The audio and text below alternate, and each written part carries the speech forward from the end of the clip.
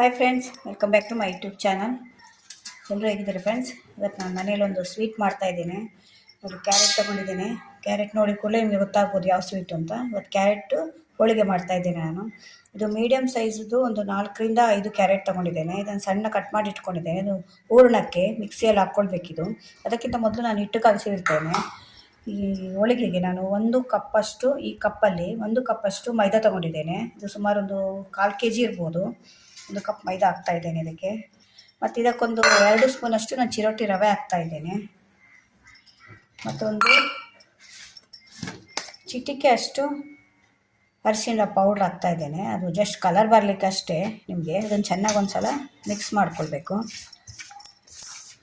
Mix ಮಾಡ್ಕೊಂಡ್ಮೇಲೆ ಇವಾಗ ಸ್ವಲ್ಪನೇ ನೀರು ಹಾಕಿ ಇದನ್ನು ಕಲಸಿ ಇಡಬೇಕು. ಸ್ವಲ್ಪನೇ ನೀರು ಹಾಕಿ ಕಲಿಸ್ಕೊಡಿ.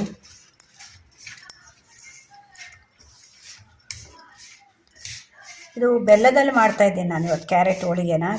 ಹೆಚ್ಚಾಗಿ ಎಲ್ಲ ಸಕ್ಕರೆಯಲ್ಲಿ ಮಾಡ್ತೀರಲ್ವ, ಆದರೆ ನಾನಿವತ್ತು ಬೆಲ್ಲದಲ್ಲಿ ಮಾಡ್ತಿದ್ದೇನೆ. ಸಕ್ಕರೆಯನ್ನು ಆದಷ್ಟು ಕಮ್ಮಿ ಯೂಸ್ ಮಾಡೋಣ ಅಂತ ಅಷ್ಟೇ. ನೀವು ಒಂದೇ ಸಲ ನೀರು ಹಾಕಿದರೆ ಜಾಸ್ತಿ ಆಗುತ್ತೆ, ಅದರಿಂದ ಸ್ವಲ್ಪನೇ ಹಾಕ್ತಾ ಕಲಿಸ್ಬೇಕು. ನೀವು ಚಪಾತಿಗೆಲ್ಲ ಕಲಿಸ್ತೀರಲ್ಲ, ಅಷ್ಟು ಗಟ್ಟಿ ಕಲಿಸ್ಕೊಳ್ಬಾರ್ದು. ಇದೊಂದು ಸ್ವಲ್ಪ ತೆಳುವಾಗಿ ಕಲಿಸ್ಕೊಳ್ಬೇಕಾಗುತ್ತೆ ನಿಮಗೆ. ಯಾಕೆಂದರೆ ನಮಗೆ ಅದು ಸಾಫ್ಟ್ ಬರಬೇಕಲ್ಲ ಹೋಳಿಗೆ, ಆದ್ದರಿಂದ ಇದು ಕಲಸಿ ನೀವು ಸುಮಾರು 1ರಿಂದ 1.5 ಗಂಟೆ ಆದರೂ ಇಡಬೇಕಿದು. ಇನ್ನೂ ಒಂದು ಸ್ವಲ್ಪ ನೀರು ಹಾಕ್ಬೋದು. ಒಂದು ಸ್ವಲ್ಪ ಲೂಸಾಗೆ ಕಲಿಸ್ಕೊಳ್ಬೇಕಿದು. ಈಗ ಇದು ಆಲ್ಮೋಸ್ಟ್ ಆಗಿದೆ ನೋಡಿ. ಇಷ್ಟು ಅದರಲ್ಲಿ ಕಲಿಸ್ಕೊಳ್ಬೇಕು. ನೀವೀಗ ಅದನ್ನು ಆಗೋದು ಒಳಗೆ ಹೋಗ್ಬೇಕು. ಕೈ ನೋಡಿ, ಈಗ ಅನ್ನುವಾಗಿ ಹೀಗೆ ಬರಬೇಕು. ಚಪಾತಿಗೆಲ್ಲ ನೀವು ಗಟ್ಟಿ ಕಲಿಸ್ತೀರಲ್ಲ, ಹಾಗೆ ಕಲಿಸ್ಕೊಳ್ಬಾರ್ದು. ಇವಾಗ ಇದು ಸುಮಾರು 1ರಿಂದ 1.5 ಗಂಟೆ ನೆನಿಬೇಕು ಇದನ್ನು. ಯಾಕೆ ಅದರ ಮೇಲೆ ಒಂದು ಸ್ವಲ್ಪ ಎಣ್ಣೆ ಹಾಕಿ, 1 ಸ್ಪೂನ್ ಎಣ್ಣೆ ಹಾಕಿ ಅದನ್ನು ಹಾಗೆ ಇಡಬೇಕು. ಇವಾಗ 1ರಿಂದ 1 ಗಂಟೆ. ಅವಾಗ ಏನಾಗುತ್ತೆ ಅಂದರೆ ಇದು ನಿಮಗೆ ಇಟ್ಟು ಒಣಗಲ್ಲ. ಇಲ್ಲಿದ್ರೆ ಒಂದು ಸ್ವಲ್ಪ ಡ್ರೈ ಆಗುತ್ತೆ ಅದು. ಇವಾಗ ಸಮ್ಮರಲ್ಲ, ಬೇಗ ಡ್ರೈ ಆಗುತ್ತೆ. ಇದನ್ನು ಹಾಗೆ ಬಿಡಿ 1ರಿಂದ 1.5 ಗಂಟೆ. ಇದನ್ನು ಇವಾಗ ಮುಚ್ಚಿ ಇಡಬೇಕು. ಇವಾಗ ಮೈದಾ ಕಲಸಿ ಇಟ್ಟಿದ್ದೇನೆ. ಇದು 1ರಿಂದ 1.5 ಗಂಟೆ ಅದು ನೆನೆಬೇಕು ಸ್ವಲ್ಪ. ಅಷ್ಟೊತ್ತರಲ್ಲಿ ಹೂರಣಕ್ಕೆ ರೆಡಿ ಮಾಡ್ಕೊಳ್ಳೋಣ. ಇದನ್ನು 1 ಕಪ್ಪಷ್ಟು ನಾನು ಕ್ಯಾರೆಟ್ ತೊಗೊಂಡಿದ್ದೇನೆ. ಸುಮಾರು ಒಂದು 5ರಿಂದ 6 ಕ್ಯಾರೆಟ್ ಆಗ್ಬೋದು. 4ರಿಂದ 5 ಅಥವಾ 5ರಿಂದ 6 ಕ್ಯಾರೆಟ್ ಇರ್ಬೋದು. ಮೀಡಿಯಮ್ ಸೈಜ್ ತೊಗೊಂಡಿದ್ದೇನೆ. ಈ ರೀತಿ ಸಣ್ಣ ಕಟ್ ಮಾಡ್ಕೊಳ್ಬೇಕು. ನೀವು ಬೇಕಾದ್ರೆ ತುರ್ಕೊಳ್ಬೋದು. ಅದು ತುರ್ಕೊಂಡು ಆಮೇಲೆ ಮಿಕ್ಸಿಯಲ್ಲಿ ಹಾಕ್ಕೊಳ್ಬೇಕಾಗುತ್ತೆ. ಆದರೂ ತುರಿದು ಹಾಗೆ ಹಾಕಿದರೆ ಅದು ಸ್ವಲ್ಪ ಬಾಯಿಗೆ ಸಿಗುತ್ತೆ. ಅದು ಹೂರಣದಲ್ಲಿ ಒಳಗೆ ಒಡೆಯುತ್ತೆ ಅದು, ನೀವು ಹೋಳಿಗೆ ಮಾಡುವಾಗ. ಅದರಿಂದ ಇದನ್ನು ಈ ರೀತಿ ಕಟ್ ಮಾಡ್ಕೊಂಡು ಮಿಕ್ಸಿಯಲ್ಲಿ ಹಾಕ್ಕೊಳ್ಬೇಕು. ಮಿಕ್ಸಿಯಲ್ಲಿ ಹಾಕಿದ್ದೇನೆ. ಈ ರೀತಿ ಸಣ್ಣ ಆಗಬೇಕದು ನೋಡಿ. ಸ್ವಲ್ಪ ಕೂಡ ಅದ್ರ ಪೀಸಸ್ ಇರಬಾರ್ದು ಕ್ಯಾರೆಟ್ದು. ಯಾಕೆಂದರೆ ನೀವು ಹೂರಣ ಮಾಡ್ಕೊಳ್ಳುವಾಗ ಹೋಳಿಗೆಲ್ಲ ಹೊಡಿತಾ ಬರುತ್ತೆ ನೀವು ಪೀಸಸ್ ಇದ್ದರೆ. ಹೂರಣ ಮಾಡಲಿಕ್ಕೆ ತವಾ ಇಟ್ಟಿದ್ದೇನೆ. ಅದಕ್ಕೆ 1 ಸ್ಪೂನಷ್ಟು ತುಪ್ಪ ಹಾಕ್ತಾಯಿದ್ದೇನೆ. ತುಪ್ಪ ಸ್ವಲ್ಪ ಬಿಸಿ ಆಗಬೇಕು. ಬಿಸಿ ಆದಮೇಲೆ ನಾವು ಕ್ಯಾರೆಟನ್ನು ಮಿಕ್ಸಿಯಲ್ಲಿ ಹಾಕಿ ಇಟ್ಕೊಂಡಿದ್ದೇವಲ್ಲ, ಇದನ್ನು ಕೂಡ ಹಾಕಬೇಕು. ಒಂದು ತುಪ್ಪ ಸ್ವಲ್ಪ ಬಿಸಿ ಆಗಲಿ. ತುಪ್ಪ ಇಲ್ಲ ಅಂದರೆ ಎಣ್ಣೆ ಕೂಡ ಹಾಕ್ಕೊಳ್ಬೋದು. ಆದರೆ ನೀವು ತುಪ್ಪ ಹಾಕಿದರೆ ರುಚಿ ಜಾಸ್ತಿ ಬರುತ್ತೆ. ತುಂಬ ಏನು ಬೇಕು ಅಂತಿಲ್ಲ, 1ರಿಂದ 2 ಸ್ಪೂನ್ ಹಾಕಿದರೆ ಸಾಕು ತುಪ್ಪ. ಒಂದು ಸ್ವಲ್ಪ ಬಿಸಿ ಆಯಿತು ನೋಡಿ. ಇದನ್ನು ಕೂಡ ಹಾಕ್ತಾಯಿದ್ದೇನೆ. ಇದು ನೀವು ಕ್ಯಾರೆಟ್ ರುಬ್ಕೊಳ್ಳುವಾಗ ನೀರು ಹಾಕಬಾರ್ದು. ನೀರು ಹಾಕದೆ ರುಬ್ಕೊಳ್ಳಿ. ಇವಾಗ ಇದು ಫ್ರೈ ಆಗುವಾಗ ಇದಕ್ಕೆ ನಾನು 1 ಸ್ಪೂನಷ್ಟು ಚಿರೋಟಿ ರವೆಯನ್ನು ಹಾಕ್ತಾಯಿದ್ದೇನೆ. ಆವಾಗ ಅದಕ್ಕೊಂದು ಹಾಕಿದ್ದೆ. ಇವಾಗ ಇದಕ್ಕೆ 1 ಸ್ಪೂನಷ್ಟು ಚಿರೋಟಿ ರವೆ ಹಾಕ್ತಾಯಿದ್ದೇನೆ. ಕೆಲವರು ಚಿರೋಟಿ ರವೆ ಹುರಿದು ಹಾಕ್ತಾರೆ, ಹಾಗೆ ಕೂಡ ಹಾಕ್ಕೊಳ್ಬೋದು. ಇದು ಹೀಗೆ ಕೂಡ ಹಾಕ್ಬೋದು. ಡೈರೆಕ್ಟ್ ಇದಕ್ಕೆ ಹಾಕ್ಕೊಳ್ಬೋದು.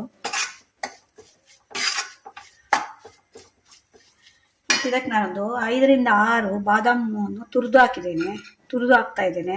ಕೆಲವರು ಬಾದಾಮ್ ಪೌಡ್ರ್ ಹಾಕ್ತಾರೆ. ಆದರೆ ಹೀಗೆ ಹಾಕಿದರೆ ತುಂಬ ಚೆನ್ನಾಗಿರುತ್ತೆ. ಇದು ಅದಕ್ಕೆ ಸಣ್ಣ ತುರಿಬೇಕು ಅಷ್ಟೇ. ನೀವು ಅದರ ಪೀಸ್ ಇರಬಾರ್ದು ಬಾದಾಮ್ದು.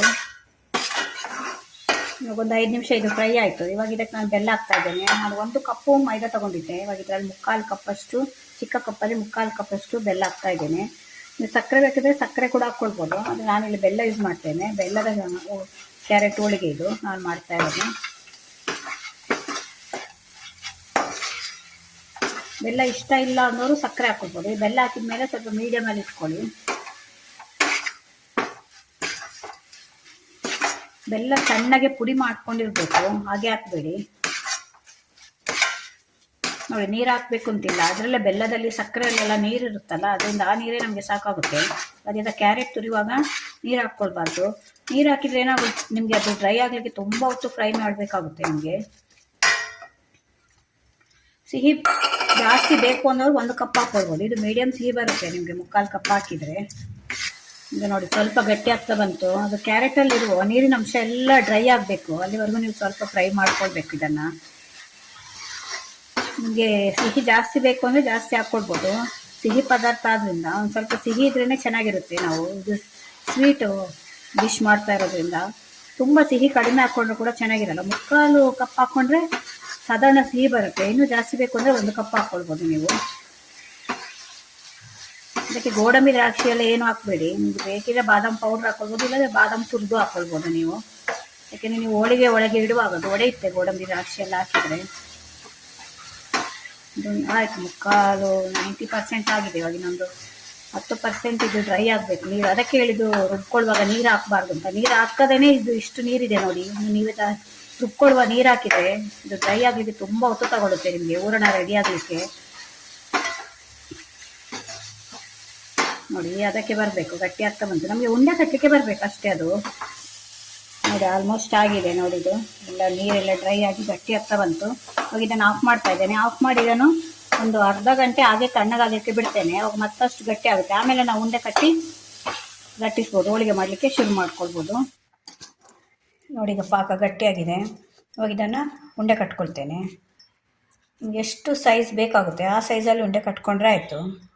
ಅದಕ್ಕಿಂತ ಒಂದು ಸ್ವಲ್ಪ ಸಣ್ಣದು ಸಾಕು. ನೋಡಿ ಒಂದು ಈ ಸೈಜಲ್ಲಿ ಕಟ್ಕೊಳ್ಳಿ. ನೋಡಿ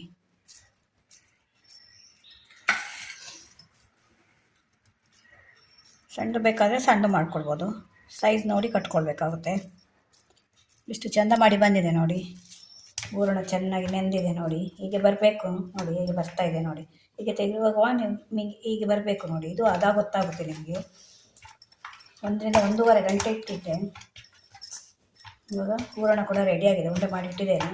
ಇವಾಗ ಇದನ್ನು ನಾನು ತಟ್ತೇನೆ. ಇದನ್ನು ಕೂಡ ಉಂಡೆ ಮಾಡಿ ಇಟ್ಕೊಳ್ಬೇಕು. ಇವಾಗ ನಿಮಗೆ ಯಾವ ಸೈಜ್ ಬೇಕಾಗುತ್ತೆ ಈ ಸೈಜಲ್ಲಿ ತೆಗೆದು ನೋಡಿ. ಈ ಸೈಜಲ್ಲಿ ತೆಗೆದು ಈ ರೀತಿ ಉಂಡೆ ಮಾಡಿದರೆ ಆಯಿತು. ಅವೆಲ್ಲ ಉಂಡೆ ಮಾಡಿ ಆಯಿತು. ಈ ರೀತಿ ತಟ್ಕೊಂಡು ನಿಮಗೆ ಎಷ್ಟು ಒಳಗೆ ಹೂರಣ ಹಿಡಿಯಬೇಕೋ ಅಷ್ಟು ದೊಡ್ಡದು ಒಂದು ಸಲ ಕೈಯಲ್ಲಿ ತಟ್ಕೊಳ್ಳಿ.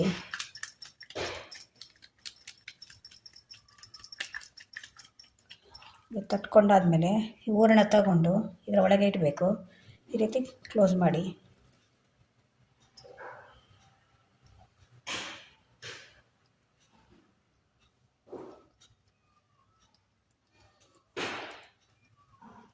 ಈ ರೀತಿ ತೆಗೆದು ಹೂರಣ ಹೊರಗಡೆ ಬರಬಾರ್ದು, ಹಾಗೆ ನೀವು ಅದನ್ನು ಕವರ್ ಮಾಡಬೇಕು. ನೋಡಿ ಈ ರೀತಿ ಕವರ್ ಮಾಡಿದ ಮೇಲೆ ಈ ರೀತಿ ಲಟ್ಟಿಸ್ಕೊಂಡು ಬರಬೇಕು ನೀವು. ಕೈಯಲ್ಲಾದರೆ ಕೈಯಲ್ಲಿ ಮಾಡ್ಬೋದು. ಈಗ ಕೈಯಲ್ಲಿ ಆಗಲಿಲ್ಲ ಅಂದರೆ ಈ ರೀತಿ ಇದು ಚಪಾತಿ ಲಟ್ಟಣಿಗೆ ಇದೆಯಲ್ಲ ಅದಕ್ಕೊಂದು ಸ್ವಲ್ಪ ಆಯಿಲ್ ಈ ರೀತಿ ಹಚ್ಚಿ, ಸ್ವಲ್ಪ ಆಯಿಲ್ ಹಚ್ಕೊಳ್ಳಿ. ಮೇಲೆ ಮೇಲೇ ಈ ರೀತಿ ಪ್ರೆಸ್ ಮಾಡ್ತಾ ಬರಬೇಕು ನೀವು. ಕೈಯಲ್ಲಾದರೆ ಕೈಯಲ್ಲೇ ತಟ್ಕೊಳ್ಬೋದು. ಈಕ್ವಲ್ ಆಗಿ ಬರುತ್ತೆ. ನೀವು ಕೈಯಲ್ಲಿ ತಟ್ಟಿದರೆ ಆಗಲಿಲ್ಲ ಅಂದರೆ ಮಾತ್ರ ಈ ಚಪಾತಿ ಲಟ್ಟಣಿಗೆಲ್ಲ ಲಟ್ಟಿಸ್ಕೊಳ್ಳಿ. ಕೈಯಲ್ಲೇ ತಟ್ಟಿದರೆ ಈಸಿಯಾಗಿ ಬರುತ್ತೆ, ಈಸಿಯಾಗಿರುತ್ತೆ ಕೈಯಲ್ಲಿ.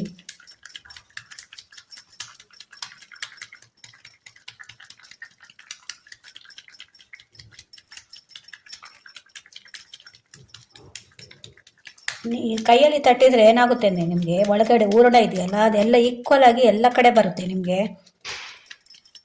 ಲಟ್ಟಣಿಗೆ ಲಟ್ಟಿಸುವಾಗ ನಿಮಗೆ ಹೊರಗಡೆ ಬರುತ್ತೆ ಹೂರಣ. ಇದು ನೋಡಿ ಎಲ್ಲ ಕಡೆ ಈಕ್ವಲ್ ಆಗಿ ಸ್ಪ್ರೆಡ್ ಆಗುತ್ತೆ ನಿಮಗೆ ಕೈಯಲ್ಲಿ ತಟ್ಟುವಾಗ. ಒಂದು ಸ್ವಲ್ಪ ತುಪ್ಪ ಅಥವಾ ಎಣ್ಣೆ ಕೈಯಲ್ಲಿ ಅಂಟಿಸ್ಕೊಳ್ಳಿ, ಈಸಿಯಾಗಿ ತಟ್ಕೊಳ್ಬೋದು ನೀವು. ಈಗ ಕೈಯಲ್ಲಿ ತಟ್ಟಿದ ಮೇಲೆ ಇವಾಗ ಇದು ನೋಡಿ ಹೀಗೆ ಅಂತ ಹೀಗೆ ಮಾಡಿ ಬಿಡುತ್ತೆ ಅದು. ಕೈಗೆ ತಗೊಳ್ಳಿ. ನಿಮಗೆ ಬಟರ್ ಪೇಪರ್ ಇದ್ದರೆ ಬಟರ್ ಪೇಪರಲ್ಲಿ ಲಟ್ಟಿಸ್ಕೊಳ್ಬೋದು. ಈಗ ನಾನು ಪ್ಲಾಸ್ಟಿಕ್ ಎಣ್ಣೆದು ಕವರ್ ಬರುತ್ತಲ್ಲ ಅದರಲ್ಲಿ ಲಟ್ಟಿಸ್ತಾ ಇದ್ದೇನೆ. ಹಾಕಿದ ಮೇಲೆ ಅದರ ಮೇಲೆ ಒಂದು ಸ್ವಲ್ಪ ಆಯಿಲ್ ಹಾಕಿ, ತುಪ್ಪ ಬೇಕಾದ್ರೆ ತುಪ್ಪ ಕೂಡ ಹಾಕ್ಕೊಳ್ಬೋದು. ನೋಡಿ ಕಾಯ್ತಾ ಇದೆ. ಈಗ ಎಷ್ಟು ಚೆಂದ ಮಾಡಿ ಬಂದಿದೆ ನೋಡಿ. ಎಷ್ಟು ಒಳ್ಳೆ ಪರಿಮಳ ಬರ್ತಾ ಇದೆ ಅಂದರೆ ತುಂಬ ಈಸಿಯಾಗಿ ಮಾಡ್ಕೊಳ್ಳೋದು. ಫಸ್ಟ್ ಟೈಮ್ ಮಾಡುವವರು ಕೂಡ ತುಂಬ ಈಸಿಯಾಗಿ ಮಾಡ್ಕೊಳ್ಳೋದು, ಏನು ಕಷ್ಟ ಇಲ್ಲ ಇದು. ಈ ಕಡೆ ಕೂಡ ಕಾಯಿಸಿ.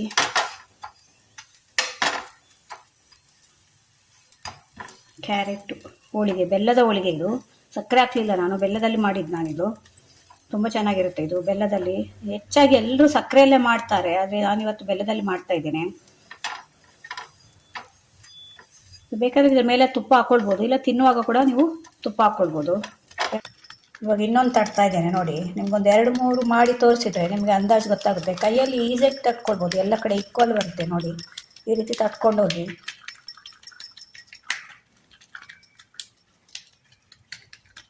ಬರಲಿಲ್ಲ ಅಂದರೆ ನಿಮಗೆ ಲಟ್ಟಣಿಗೆಲ್ಲ ಮೆಲ್ಲ ಒಂದು ಸ್ವಲ್ಪ ಆಯಿಲ್ ಅದಕ್ಕೆ ಹಾಕಿ ಲಟ್ಟಿಸ್ಕೊಂಡ್ರೆ ಆಯಿತು. ಈಗ ನೋಡಿ ಇದಾಗಿದೆ ಕ್ಯಾರೆಟ್ ಬೆಲ್ಲದ ಹೋಳಿಗೆ ರೆಡಿ. ಇನ್ನೊಂದು ಕಾಯಿಸಿ ತೋರಿಸ್ತೇನೆ.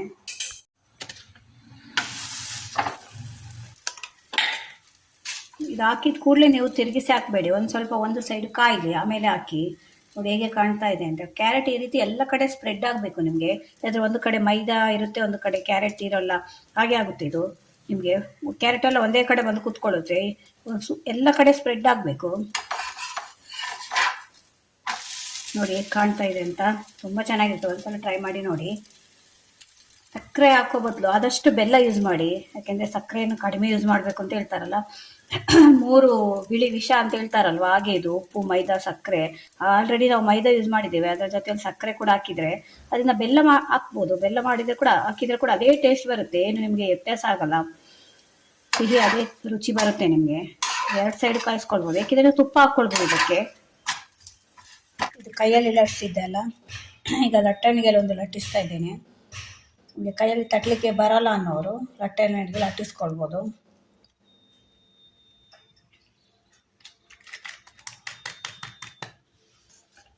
ಸ್ವಲ್ಪ ಆಯಿಲ್ ಹಾಕ್ಕೊಳ್ಳಿ. ಈ ಲಟ್ಟಣಿಗೆ ಎಲ್ಲ ಇದಕ್ಕೂ ಕೂಡ ಒಂದು ಸ್ವಲ್ಪ ಆಯಿಲ್ ಹಚ್ಚಿ ಈ ರೀತಿ. ಪೇಪರನ್ನೇ ತಿರುಗಿಸಿ, ಇಲ್ಲಾಂದರೆ ತೆಗಿಲಿಕ್ಕೆ ಕೂಡ ಬರುತ್ತೆ, ಅದು ಈ ರೀತಿ ಹಾಕ್ಕೊಳ್ಬೋದು. ನಿಮಗೆ ಈ ರೀತಿ ಮಾಡಿದರೆ ಆಯಿತು. ಜಸ್ಟ್ ನೀವು ಚಪಾತಿ ಲಟ್ಸಾಗಿ ಹೀಗೆ ಲಟ್ಸ್ಬೇಡಿ, ಜಸ್ಟ್ ಹೀಗೆ ಮಾಡಿದರೆ ಆಯಿತು. ಅದೆಲ್ಲ ಕಡೆ ಸ್ಪ್ರೆಡ್ ಆಗ್ತಾ ಬರುತ್ತೆ. ಕೆಲವರಿಗೆ ಕೈಯೆಲ್ಲ ನೋವು ಬರುತ್ತಲ್ಲ ಕೈಯಲ್ಲಿ ಲಟ್ಟಿಸ್ಲಿಕ್ಕೆ, ಅಂಥವ್ರಿಗೆಲ್ಲ ಕೈಯಲ್ಲಿ ತಟ್ಟಲಿಕ್ಕೆ ನೋವು ಬರುವವರು ಈ ರೀತಿ ಮಾಡ್ಕೊಳ್ಳಿ. ನೋಡಿ ಎಷ್ಟು ಚೆಂದ ಮಾಡಿ ಹೀಗೆ ಮಾಡಿದರೆ ಆಯಿತು. ಜಸ್ಟ್ ನಿಮ್ಗೆ ಎಲ್ಲೆಲ್ಲಿ ಕಾಣುತ್ತಲ್ಲ ಹೂರಣ ಇದೆ, ದಪ್ಪ ಇದೆ ಅಂತ, ಅಲ್ಲೆಲ್ಲ ಈ ರೀತಿ ಮಾಡ್ಕೊಂಡು ಬನ್ನಿ. ಬೇಕಾದರೆ ಕೈಯಲ್ಲಿ ಈ ರೀತಿ ಶೇಪ್ ಕೊಟ್ಟರೆ ಆಯಿತು. ರೌಂಡು ನಿಮಗೆ ರೌಂಡ್ ಲಟ್ಟಿಸ್ಲಿಕ್ಕೆ ಆಗಲಿಲ್ಲ ಅಂದರೆ ಈ ರೀತಿ ಕೈಯಲ್ಲಿ ಶೇಪ್ ಕೊಡ್ಬೋದು. ನೋಡಿ ಎಷ್ಟು ಚೆಂದ ಬಂದಿದೆ ಅಂತ. ನೋಡಿ ಫ್ರೆಂಡ್ಸ್, ಬೆಲ್ಲದ ಕ್ಯಾರೆಟ್ ಹೋಳಿಗೆ ರೆಡಿಯಾಗಿದೆ. ಎಷ್ಟು ಸ್ಮೂತ್ ಬಂದಿದೆ ನೋಡಿ, ನಿಮಗೆ ಕಾಣುತ್ತೆ ಅಂದ್ಕೊಳ್ತೀನಿ. ನೋಡಿ ಎಷ್ಟು ಸಾಫ್ಟ್ ಬಂದಿದೆ. ಬಿಸಿ ಬಿಸಿಯಾದ ಹೋಳಿಗೆ ರೆಡಿಯಾಗಿದೆ. ನೋಡಿ ಎಷ್ಟಾಗಿದೆ, ಒಂದು 5-6 ಕ್ಯಾರೆಟಲ್ಲಿ ಎಷ್ಟಾಗಿದೆ ನೋಡಿ. ಎಷ್ಟು ಸಾಫ್ಟ್ ಬಂದಿದೆ ಅಂದರೆ ಬಾಯಲ್ಲಿಟ್ಟರೆ ಕರಗುತ್ತೆ, ಅಷ್ಟು ಸಾಫ್ಟ್ ಬಂದಿದೆ. ನೋಡಿ ಹೇಗಿದೆ ಅಂತ. ಇದು ಸರ್ವ್ ಮಾಡುವಾಗ ಬೇಕಾದದ್ರ ಮೇಲೆ ತುಪ್ಪ ಹಾಕಿ ಕೊಡ್ಬೋದು. ನೋಡಿ ಫ್ರೆಂಡ್ಸ್, ಎಷ್ಟಾಗಿದೆ, ಸುಮಾರು 10ರಿಂದ 12ವರೆಗೂ ಆಗಿದೆ ಹೋಳಿಗೆ. ಹೇಗಿದೆ ನೋಡಿ. ಈ ರೀತಿ ನೀವು ಸರ್ವ್ ಮಾಡುವಾಗ ಈ ರೀತಿ ಹಾಕಿ, ಮೊಟ್ಟೆಗೆ 2 ಹಾಕಿ ಅದರ ಮೇಲೆ ಒಂದು ಸ್ವಲ್ಪ ತುಪ್ಪ ಹಾಕಿ ಇಲ್ಲಿ ಕೊಟ್ಟರೆ ಆಯಿತು. ರುಚಿಯಾದ ಬೆಲ್ಲದ ಹೋಳಿಗೆ ರೆಡಿಯಾಗಿದೆ. ನೀವು ಕೂಡ ಒಂದು ಸಲ ಮನೇಲಿ ಟ್ರೈ ಮಾಡಿ ನನಗೆ ಹೇಗಿತ್ತು ಅಂತ ಕಮೆಂಟಲ್ಲಿ ಹೇಳಿ. ಈ ವಿಡಿಯೋ ನಿಮ್ಗೆ ಇಷ್ಟ ಆದರೆ ನನ್ನ ಚಾನಲ್ನ ಸಬ್ಸ್ಕ್ರೈಬ್ ಮಾಡ್ಕೊಂಡು ನೋಡಿ. ಇದೇ ಥರ ಹೊಸ ವಿಡಿಯೋ ತೊಗೊಂಡು ಮತ್ತೆ ಬರ್ತೇನೆ. Bye friends.